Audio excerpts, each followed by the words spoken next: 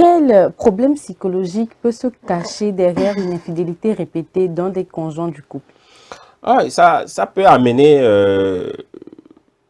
le conjoint qui, on va dire, en quelque sorte, subit l'infidélité de l'autre à souffrir des troubles mentaux, hein, en commençant par la dépression. Voilà, L'autre peut faire la dépression.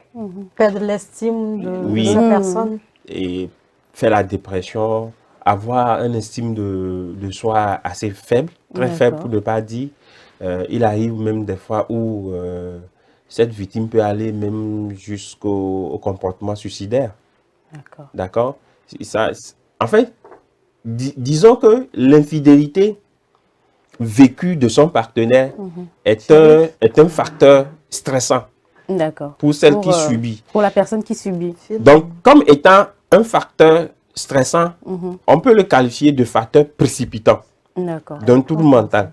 Et donc, en fonction de la personnalité de la personne qui subit, la personne va développer le type de trouble qui concorde ou on va dire qui est approprié par rapport à sa structure de base qui est la personnalité dont je parle.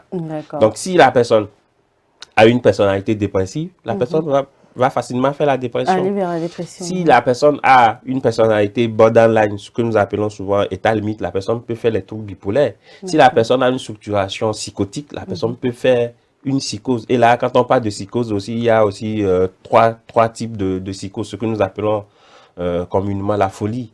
Donc, si la personne a une structuration genre, on va dire obsessionnelle, une structuration névrotique, la personne peut tenter à développer un trouble obsessionnel compulsif. Donc, c'est en fonction de la structuration de la personne qui vit l'infidélité de son partenaire. Et donc, en gros, ce n'est pas une maladie en soi, mais c'est un facteur stressant assez intense. Ce qui est sûr, l'infidélité cause des dégâts. Bien sûr. D'accord.